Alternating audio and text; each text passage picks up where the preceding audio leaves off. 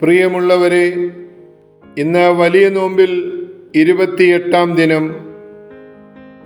നാളെ നീളെ വിഖ്യാതങ്ങളായ ഒട്ടേറെ കലാസൃഷ്ടികൾ ലോകത്തിന് സമ്മാനിച്ച സുപ്രസിദ്ധ ജർമ്മൻ ചിത്രകാരനാണ് എറിക് മെൻഡൽസോൺ.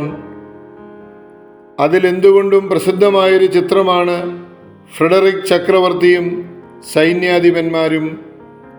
ചക്രവർത്തി ഉദ്യോഗസ്ഥന്മാരുമായും മന്ത്രിമാരുമായി തിരക്കിട്ട ചർച്ചയിൽ മുഴുകിയിരിക്കുന്നതാണ് ചിത്രകാരൻ്റെ ഭാവനയിൽ. ആ ചിത്രം ബെർലിൻ ആർട്ട് ഗ്യാലറിയിൽ ഇന്നും പ്രത്യേകം സൂക്ഷിക്കപ്പെട്ടിട്ടുണ്ട്. മന്ത്രിമാരെയും സൈന്യാധിപന്മാരെയും വളരെ തന്മയത്വത്തോടെ അതിൽ വരച്ചു ചേർത്തിരിക്കുന്നത് കാണാം. എങ്കിലും ആ ചിത്രത്തിന് പ്രസക്തമായ ഒരു കുറവുണ്ട്. ചക്രവർത്തി മാത്രം ചിത്രത്തിലില്ല. എല്ലാം പൂർത്തിയാക്കിയ ശേഷം അവസാനം വരയ്ക്കുവാൻ വേണ്ടി ചക്രവർത്തിയുടെ സ്ഥലം ഒഴിവാക്കിയിടുകയായിരുന്നു. അപ്പോഴാണ് അഡോൾഫ് ഹിറ്റ്ലർ അധികാരത്തിൽ വരുന്നതും നാസികൾ അഴിഞ്ഞാട്ടം ആരംഭിക്കുന്നതും. എല്ലാം വിട്ടെറിഞ്ഞ് പ്രാണരക്ഷാർത്ഥം 1933 അദ്ദേഹത്തിന് ജർമ്മനിയിൽ നിന്ന് അമേരിക്കയിലേക്ക് പലായനം ചെയ്യേണ്ടി വന്നു.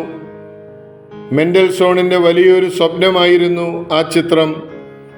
അതിൻ്റെ ഓരോ വിശദാംശങ്ങളും അദ്ദേഹത്തിൻ്റെ ഭാവനയിൽ ഉണ്ടായിരുന്നതാനും. ചിത്രത്തിൻ്റെ മർമ്മം നടുക്കിരിക്കുന്ന ചക്രവർത്തിയാണ് ഏറ്റവും ആകർഷണീയമാകേണ്ട ഭാഗം.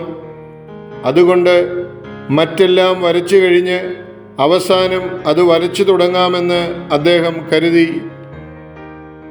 എന്നാൽ അത് പൂർത്തിയാക്കുവാൻ അദ്ദേഹത്തിന് സാധിച്ചില്ല.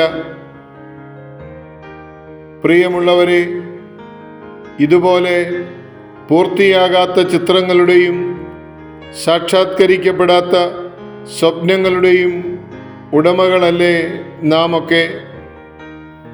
നാളെ എന്ന് നീട്ടിവെക്കുന്നത് കൊണ്ട് നിത്യമായ പലതിനും നമുക്ക് സമയം കിട്ടാറില്ല.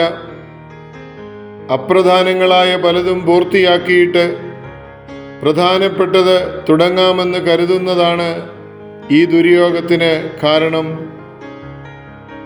ആർക്കറിയാം, ചിലപ്പോൾ പുറപ്പെടേണ്ടി വരിക പ്രതീക്ഷിക്കുന്നതിലും നേരത്തെ ആയിരിക്കും. ചക്രവർത്തിയുടെ ചിത്രം കൂടി പൂർത്തിയാക്കാമെന്ന് കരുതിയിരുന്ന മെൻഡൽസോണിന് പൊടുന്നനവേ യാത്രയാകേണ്ടി വന്നു. തിരുവചനം നമ്മെ ഓർമ്മിപ്പിക്കുന്നു, ഇപ്പോഴാകുന്നു സുപ്രസാദകാലം, ഇന്നാകുന്നു രക്ഷാദിവസം. ഇന്ന് ചെയ്യേണ്ടത് ഇന്ന് തന്നെ ചെയ്യാൻ നമുക്ക് പരിശ്രമിക്കാം.